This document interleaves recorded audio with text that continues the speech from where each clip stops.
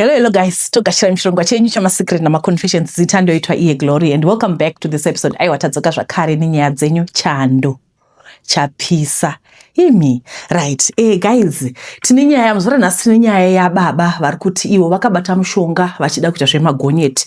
I just browsed through, so I'm going to read nemi makadi vatete, please keep me anonymous. Ini ndiri murume ane makore 42 okuberekwa uye ndigere zvangu nemhuri yangu muno munotoni. Vatete, ini ndiri kushungurudzwa nemushonga yandakabata kubeira muMozambique. Zvino ndapedza mhuri uye vana zvava zvirema. Nyaya yangu inoti remei, ini ndiri muipi pasi nokudenga. Handina zuva rinopfuura ndisina kuzvibvunza kuti ko ndakaitei, ko zvandaive ndaropafadzwa naMwari wani vakandipa mukadzi nevana 4 vane utano mune zvakanaka. Mwoyo wekusagutsikana ndo wazondisvitsa pandiri. Regai ndingoti vatete, ndainge ndawana zvangu basa pane imwe kambani yomuno muZimbabwe yekudhiraivha magonyeti aya anotakura mafuta akaita sedhiziri nepetrol. Panguva iyi ndainge ndichiri jaya, asi kubva zvandatanga kushanda handina kumbobvera ndapedza nguva. Ndakabva ndanorora mudzimai wangu wandainge ndava nemakore ndichifambidzana naye kubva tiri kuhigh school. Upenyu hwaifamba mune zvakanaka. Mwari ndokundiropafadza nemwana wedu wokutanga. Sezvo mari yaibatika zviri nani, mudzimai haana kumbopedza nguva akabva pama zvakare. Vamwe vana Dzamara tava nevana 4 tatotengawo pokuisa musoro. Tete, handidi kunyeperai, zvakambobhadhara Dzimara ndachinjwa kubva mukudhiraivha maloko toenda cross border. Igaro ziva kuti cross border uri truck driver zvine mari. Ndakaita mari vatete kusvika ndapindwa nepfungwa yekuti ndaifanirwa kutengawo musoro wangu wegonyeti. Mbichana I managed to buy one musoro wegonyeti kwakuhaya trailer ndobva ndaisawo parodi. Within 6 months mota ichingenga parodi, zvinhu zvakatanga kufaya tete, zvekusvika pakuregedza basa kukambani yandaisenza. Ko ndakanga ndava CEO zvenai, gore rakazoti dha ndatova nemota 2. Asi sezvamunongoziva tete, munhu mutema haambofa akagutsikana when it comes to money. Competition mubusiness yakatanga kuwanda. Ndaiva ndakugara ndiri under pressure. I always wanted to be on top and no one else. Ndopa ndakafunga kuenda kuMozambique kubeira kune imwe n'anga yaiva nomukurumbira. Sekuru ava vaiva chamangwiza chaiyo panyaya dzekurombesa. Ndakasvikotsanangura nyaya yangu ndikaudza godobori kuti ndaida kusimbisa upfumi hwangu uye ndaida kuwedzera pfuma. Sekuru vakandivimbisa kuti raisava dambudziko vaizondigadzirira nyaya dzangu. Ava manheru takasimuka takananga kubako uko kwandaizonobikwa nemushonga. Pandakasvika mubako muya maiva nomunhukadzi airadza kuti ndewechikuru. Chembere iyi yaityisa tete zvekuti kana kutarisa waisatarisa ruviri kana rutatu. Sekuru vakandiudza kuti ndaifanirwa kuyamwa samure chembere iyi. At the same time vachindiita mukadzi nekumanyowa. Ndakamboda kuramba, asi n'anga yakandiudza ipapo kuti the moment I decide to leave ndaizopenga ende hapana aizondiroyonora. I had no choice chete. Ndakazogumisira ndabvuma. Ndakagara 2 days and 2 nights ndirimo mubako nen'anga idzi vachindibika nokundidyisa mushonga. Zuva rechi5 ndipo pandakazonzi nen'anga iyi ndaiva ndava bho kuti ndichidzokera kumba. Asi ndisati ndabvapo, sekuru ava vakandipa mhiko yekutanga yacho ndaifanirwa kusaita bonde mumota, uye ani nani zvake aizodhiraivha mugonyeti mangu aisafanirwa kurara nemudzimai wake kana girlfriend yake mumota. Ndakapiwa kahadyana kandaifanirwa kugarisa pasi pemubhedha wangu. Lastly, vakandipa mafuta aiva in form of oil. Vakati ivo mafuta aya aiva ari eruvambira uye aizoita kuti ndipiwe respect pese pandofamba, plus chese chandaibata was going to be a success.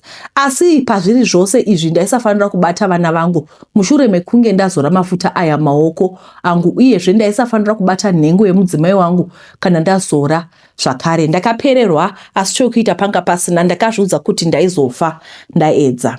Ndakatora mishonga yangu ndikarova mota ndakadzokera kumusha. Ndiri munzira ndaizviudza kuti zvaiva nani nokuti at least ndakanga ndisina kupiwa chikara chinokuvadza. Nokudaro I was going to try and be as disciplined as possible. Chandisina kuziva ndechekuti ndainge ndasaina dhiri naLucifer chaye. Hakuna akadya chen'anga akaita peace tete, there will always be a price to pay. Ndakasvika pamba ndikaudza mukadzi kuti hari iyi yaisafanira kubatwa nani zvake kunze kwangu uye yaifanira kugara pasi pemubhedha.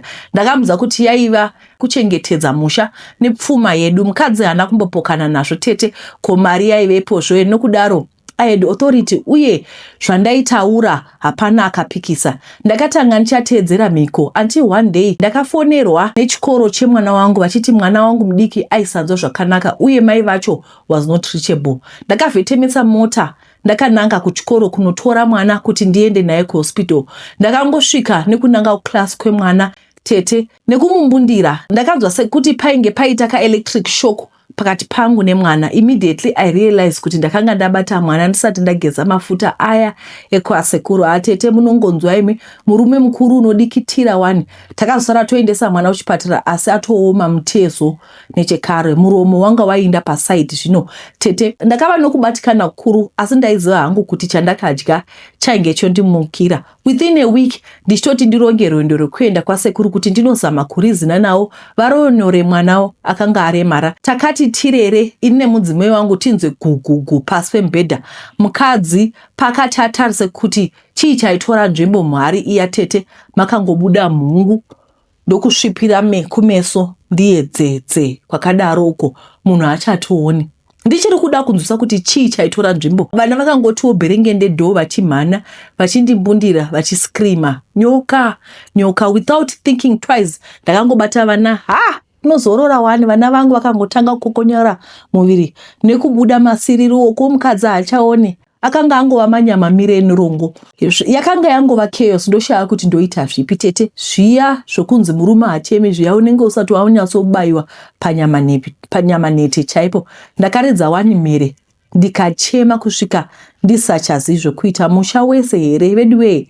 Chainyanyorwadza ndechekuti n'anga iyi yakanga yatondudza point blank kuti once ndatyora mhiko there is no going back.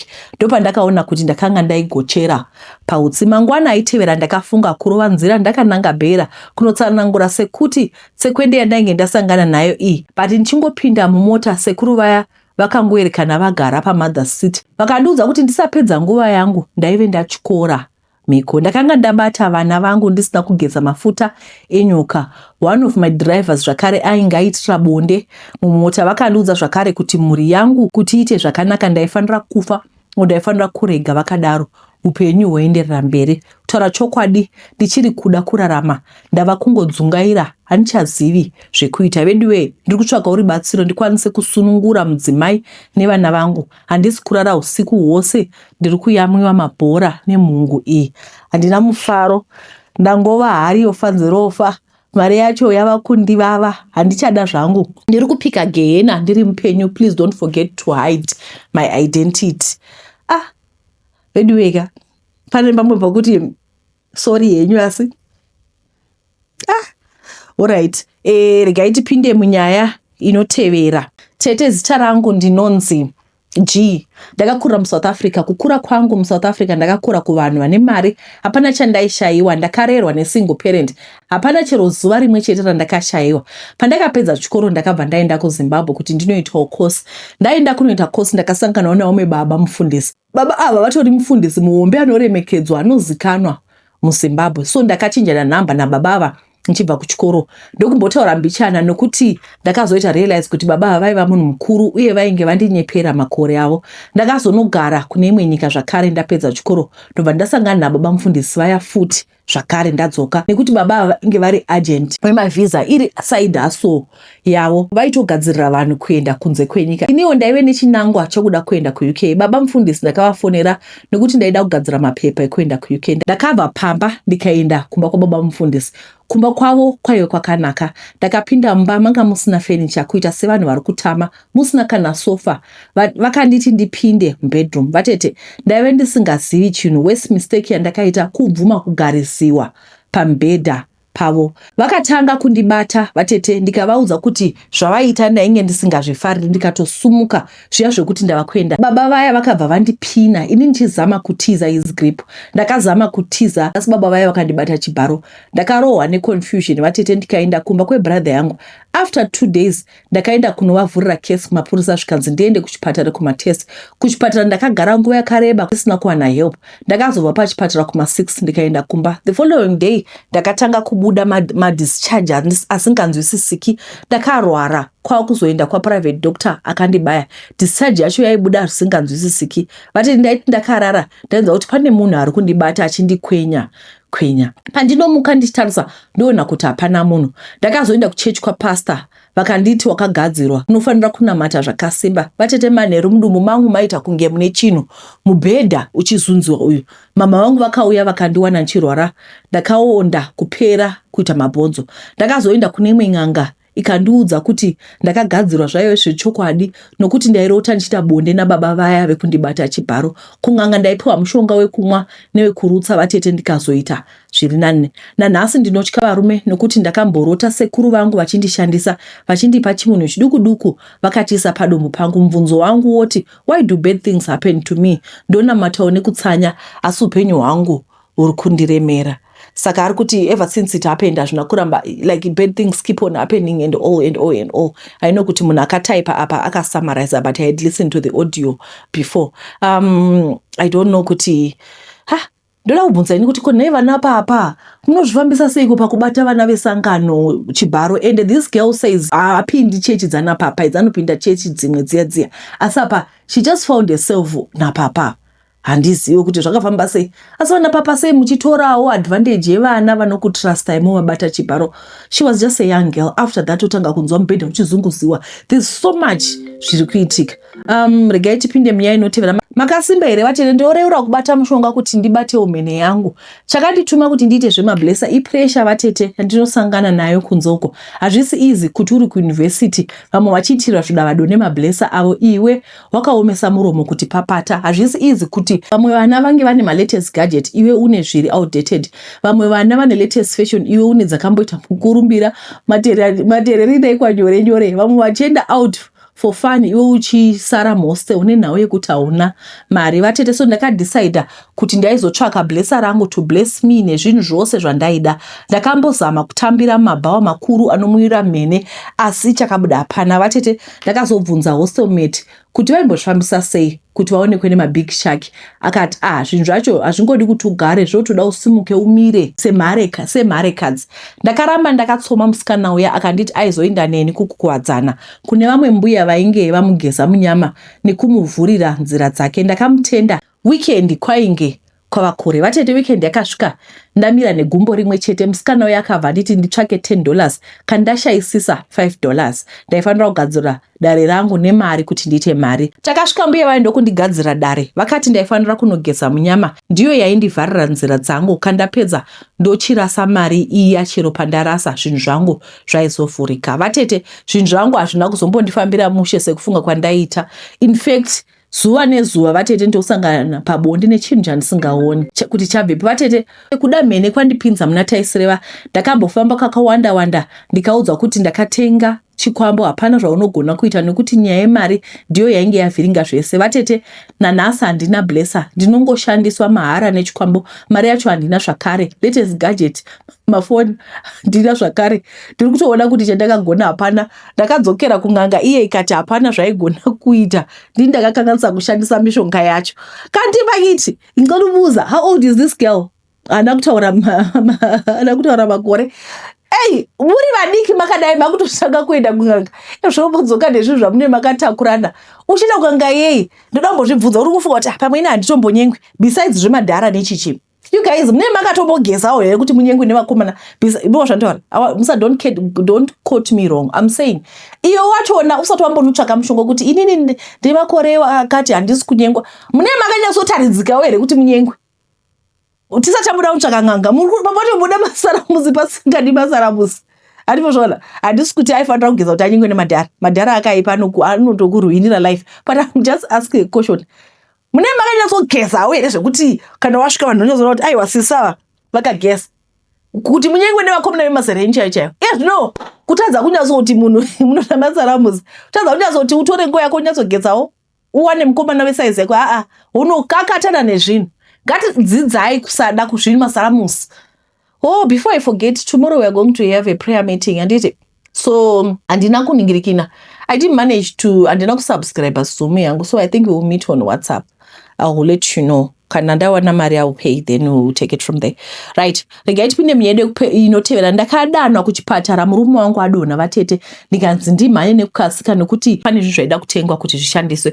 Chiremba akasvika achindibvunza kuti ndaiva mudzimai wake here, ndikati akati mufoni tafonera imwe yakanzi emergency contact 1 zvakare nokuti ndainge ndakasevhwa kuti my wife. Vatete ndakafona namba dziya ndikabvunza kuti aiva ani, akanditi aiva mudzimai wake. Ndakabvunza kuti vainge varoorana zvarini, akanditi vaine 12 years marriage.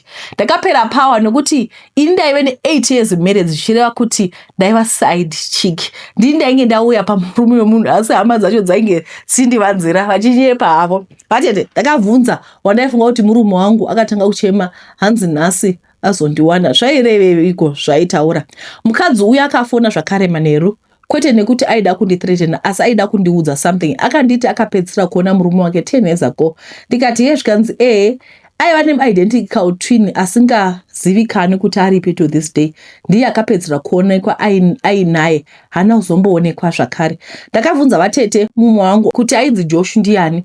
Before he could answer, mushini wakatanga kurira kuita pa straight lines. Chiremba ndokuti time of death 940 hours. Vatete kufa kwemurume wangu kwakandisiya ndine mubvunzo. Asi chiri kundishamisa ndechekuti mhuri yese yainge isina kumbotaura nezvemutwini uyu nemhaka yei. Chiko chaivanzwa chichivanzirwei? Mutwini 2 akaendepi? Kuti ini ndini ndaigara nelost twin. Mukadzi wokundifonera uyo akandisendera picture zvechokwadi murume wangu aive nemutwini, asi sezvo vaiva identical indainge ndichigara nani koumwe akaendepi? I don't know. This is the most confusing story that I've ever read in my life. Maybe she's just confused. I'm just confused like her also. I don't know. But ndo nyaya yacho iripo.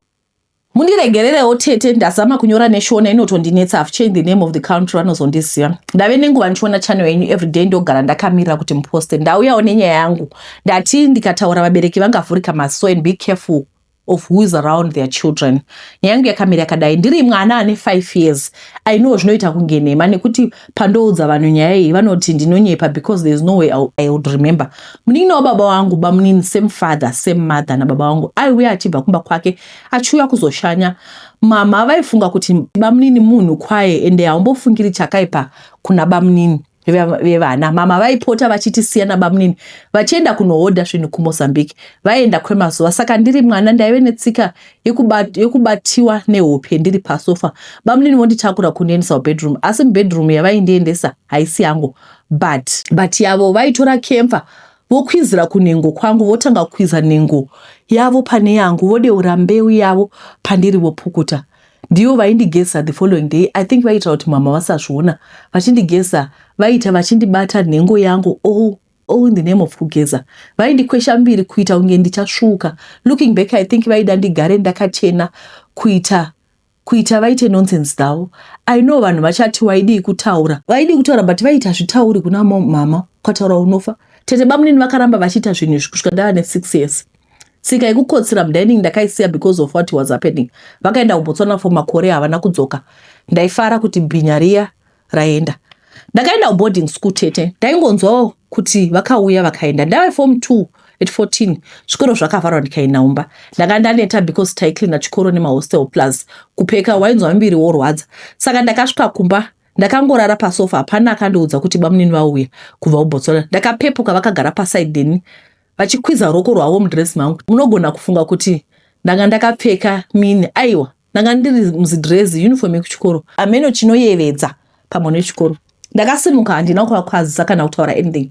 Ndakangovatarisa ndikaenda kunorara kubedroom kwangu. Ndakatanga kuspenda time muroom mangu because that's where I felt safe. Luckily mama would come and join me in my room to keep me company. Mama havasi munhu wekuti aita zvekunozvivharira muroom zviya. However, ndaitya kutaura because I felt like no one would believe me kuti zvinhu zvakadai zvinoitika. Ndakangoma kutaura kuti bamunini vanga vaine mukadzi kuBotswana, saka anga asiri munhu ari panzara. I eventually told my mom when I was 18.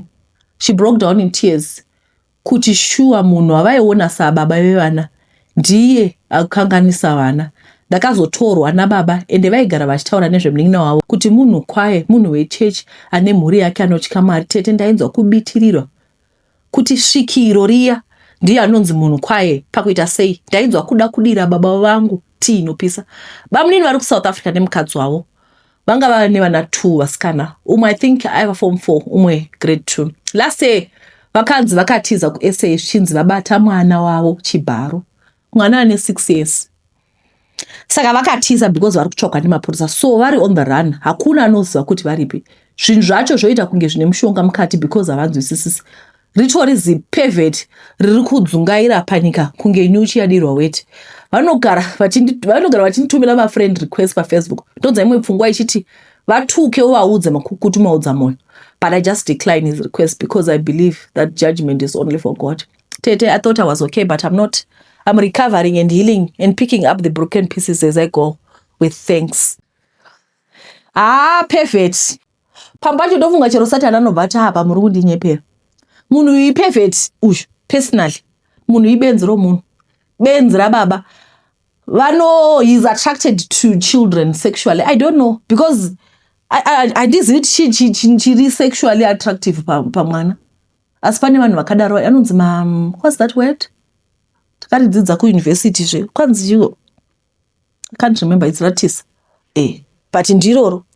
Mari moriziva ndi iroro handichazorinyora. Vanopenga. Vanhu vari attracted kuvana.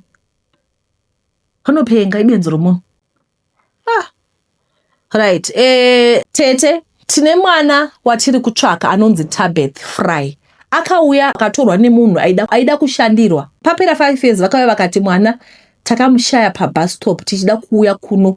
Naupatwa nedzimwe 5 years no call kana chii zvacho. Zvino Tete ndokumbirawo mutiverengere kudaro zvichida kune vanomuziva. Mai vacho tambudzika munext door wedu kumusha. Namba dzangu idzo 0842944419. 4419. Unfortunately hamuna kushare picture raTabeth wacho, Tabeth Fry. Ndoda kuvunza munhu unouya kuzotora mwana oti kwai mwana takamushaya pabus stop. Like right now nyika yatiri kugara inyika yakaomarara inorwadza. Yekuti mwana anogona kuva akatoitwa zvimwe zvinhu. But anyway, kana pane munhu anoziva kuna Tabeth Fry, ndokumbira kuti contact them on that number. Anditi. Alright, regai tipinde munyaya inotevera. I'm tired now. Vatete, ndakaonawo shamwari yangu yerwendo single father ndikati zvaringana kurangarirwa nedenga nekuti zvekuputsa mamarriage evanhu ndaisada. So pandakasanganawo nemusinguru Seni ndakafara. Ainge akakonana nemukadzi wake kare, so kurambana kwavo was not part of me. Munhu wangu wandakasangana naye aivaonerera. Akakura asina baba namai. Vatete akarerwa nambuya vake. Vatete mukadzi wanzvadzi yasekuru vake, amai vake, mbuya maitanaka. So pakunoonekwa paya mbuya maitanaka vakaradza kusandifarira vachiti kwai ndiri chembere. Inaika chembere papi ndaitowa muduku kumuzukuru wavo pamakore zvese. Ukangozvara wadova chembere. Ndakabva pana mbuya apa ndichiona kuti vari hostile zvekuti. Chimwe chaitika ndechekuti murume wangu aipa mbuya vake mari, saka mbuya vakaona sekuti ndiri threat kwavari ofishi ndanga ndisinei nazvo zvekuchengetana kwavo. Indaitowa working class chandaingoda companionship. Kubuda mbuya vakaita kakomenti kekuti aika manga matoita nhumbu zvenguvai, mungauya kuzonditorera murume wangu chokwadi. Ndakadzokera kumba kwangu pasina kana 2 days ndakaita miscarriage. Ndakapotsa ndafa munongonzwa imi. Manheru acho mbuya ndakavaona murume wangu vakamira vakati ndakati usauya pamurume wangu. Ndakaenda kuchipatara ndikanosukwa. Umwe wangu handina kumuudza zvandakasangana nazvo. Ndakaita imwe nhumbu pasina iziva. Mbuya vakauya fair vakati mainini munofira mahara. Nhumbu yakasvodza zvakare. Ndakazofunga kungosiya relationship yacho. Imba ndinoida, munhu wangu ndaimuda, but hazvisi worth kuruza upenyu hwangu. Last pregnancy vatete ndakapotsa ndafa. Mugoona munhu wangu ari kutoshaya kuti ndakamurambirei. Asi handigoni kududza kuti mbuya vako muroi. Mbuya vake tiri pabarika. Chero maplans ekunorora ndakakanzurisa ini. Vanhu ngavataure kuti ndine anti-marriage spirit. Asi zviri nani pane kupinda muguva with my open eyes. Iye mukomana wacho azivi here kuti iye ani zvanoita nambuya. I don't know. Zvonetsa zvinhu zvavanhu. Munongondudza kuti munofungira ndi. Right guys, I'm tired and I'm hungry also. I think inyaya yevanhu ivava vanoda kutuka vanhu. Zvinobva zvatongokupedza simba. Musafarira kutuka vanhu nekugwana vanhu. Inamiye. Ndiri shamwari munhu wese panapa. Handiti, but unotowana simba rekuda kundithreatena. musazviita izvozvo, because ini handisati handina energy yekugwa navanhu, ndingoriwo munhu waJesus. Zvinomuda kugwa nemunhu waJesus. Musazviita izvozvo, munokuwara. Anyway, ndaida kuti, I'm still reminding you kuti we have a session muzuva ramangwana, prayer session, handiti musarega kujoina. Tinokutendai nekuona chirongwa kwamaita. Mwari akuitirai zvakanaka. Kune vane nyaya dzavo vasingazochinji magoalpost, ndoda kuti muzive panapa kuti ino imota isina reverse gear. Haidzokeri masoro, inongoenda mberi chete. Nekuti handimoona kuti izvezvizvi regai ndikuudze kuti nguva. The time is 12:48. Handiti tongoti kusvika na1 ndeni ndiri muno, kubva makuseni 8, 9, 10, 11, 12, 1 ndeni ndiri muno ndichiona kugadzira mavhidhiyo.